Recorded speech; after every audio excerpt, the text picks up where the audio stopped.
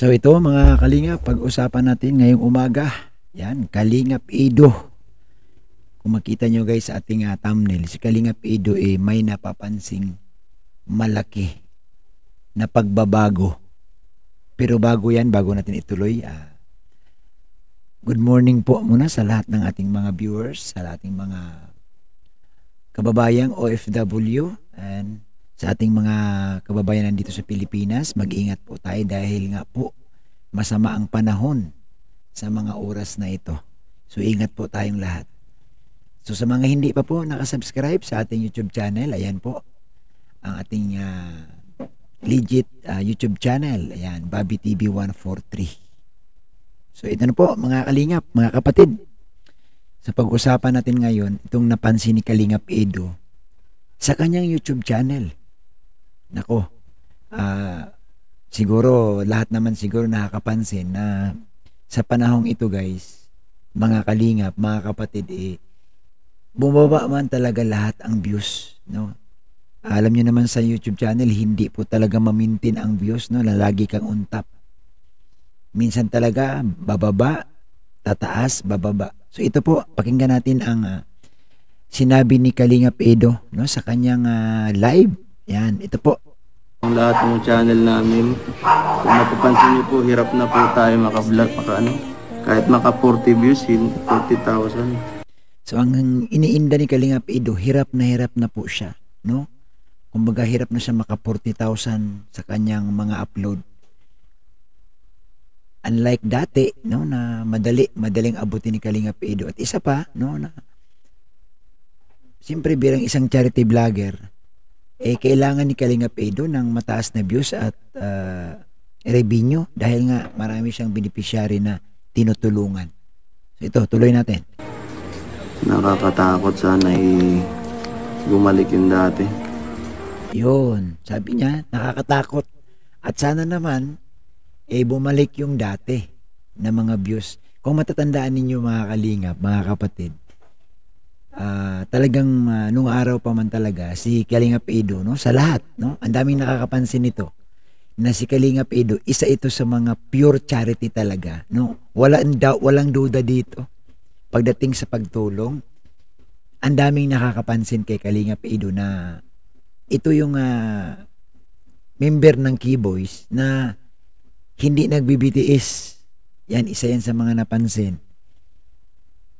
At isa sa mga napansin at nagustuhan talaga ng mga viewers dito kay Kalingap Edo, talagang tulong lang siya, no? Tuloy-tuloy yung pagtulong niya. Hindi siya, kumbaga, makilala mo si Kalingap Edo, no? Pag matagal ka na sa Kalingap, pag sinabing charity vlogger na walang BTS, charity vlogger na puro charity, ay nako, madali yung sabihin Kalingap Edo.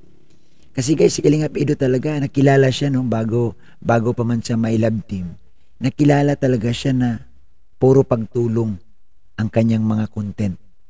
Kaya nga dito, no, sa napansin ni Kalingap Edo na parang bumababa yung kanyang views, nag-aalala siya. Dahil, siyempre, pag bumaba ang views ni Kalingap Edo, bababa din yung revenue. Papaano yung mga gusto niyang puntahan, gusto niyang tulungan, gusto niyang mabago ang buhay, apektado.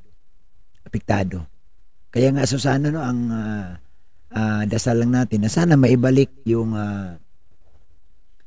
views, no, ni Kalingap Edo na magiging maayos, no, gumanda, bumalik ulit kasi mukhang kapansin-pansin din na bumaba ang mga views ni Kalingap Edo. May views pa naman, no? Kung inyong balikan yung kanyang YouTube channel, may mga views pa. Pero malayo na po, no? Talagang ang trend ng channel ni Kalingap Edo pagdating sa views pababa. Anyway, nandyan pa naman siya sa top, no? Kasama pa siya sa top 7 na ginagawa ni Sir July Paunil. Kaso nga lamang guys, hindi na siya pumapasok sa 1, 2, 3, no? Nandoon na lang siya sa 4, 5, mga ganon. Diyan naglalaro si Kalingap Edo, no? 4, 5, diyan siya nakakapasok. So, yun nga, sabi niya na sana, no? Sana bumalik. Ulitin natin. Ayan. Yung dati. halos ang lahat ng channel namin. Kung mapapansin niyo po, hirap na po tayo maka-vlog, kahit maka 40 views, 40,000. Nakakatakot, sana bumalik yung dati. Yan. Nakakatakot. At sana'y bumalik yung dati. No? Ako din guys, na bilang kasama ni Edo, mahirap, no? Pinagdaanan natin ang pagiging charity, no? Talagang sabi ko nga sa inyo,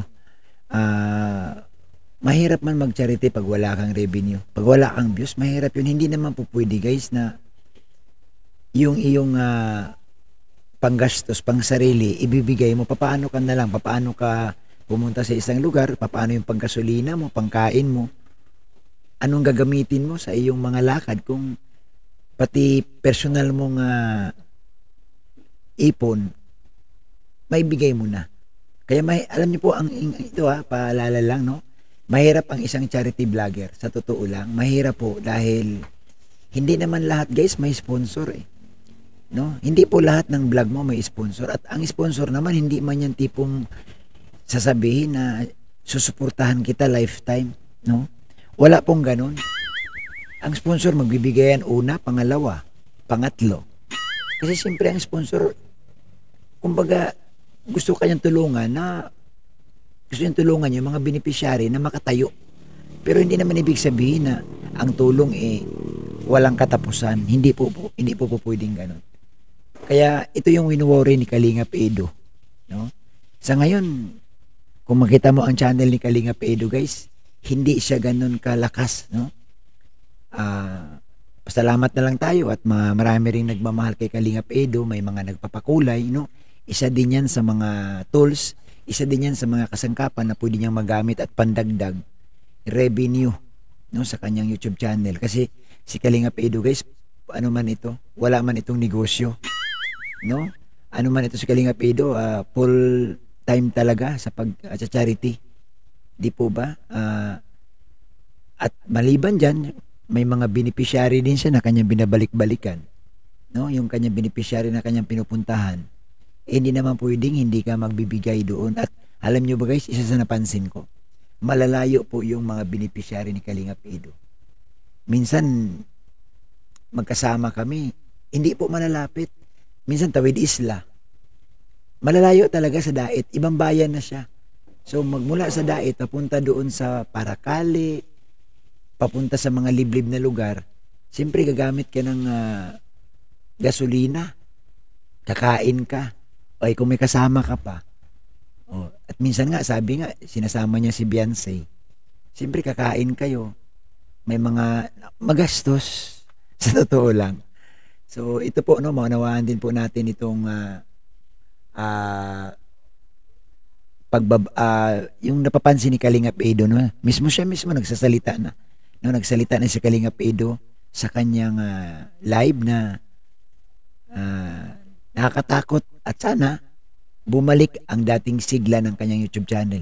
At siyempre po, pakiusap natin sa mga EDC dyan, no, sa lahat ng supporter ng EDC na i-priority po natin itong si Kalingap Edo dahil siya nga po ang may mga beneficiary na may pinupuntahan, may ginagastusan. So, siyempre, nakakalungkot din dahil dati tayong charity na ganito, na makaramdam si Kalingap Edo na yung kanyang channel, pababa na ng pababa. Pero, no, Kalingap Edo, huwag ka mag-alala. Normal yan. No? Basta't nandyan ka lang, nakikita ka naman ng sponsor, totoo yung pagtulong, totoo yung paghahanap mo ng matutulungan. Kahit tumina man ang yung views, may mga sponsor na hindi ka pababayaan. Yan po ang masisigurado ko kay Kalingap Edo. Kasi alam nyo naman, kilala si Kalingap Edo guys na napakabait na charity vlogger. So maraming salamat, no, sa inyong lahat. At yan po muna ang ating maiksing reaction sa araw na ito. Ingat po tayong lahat. God bless mga kapatid, mga kalingap.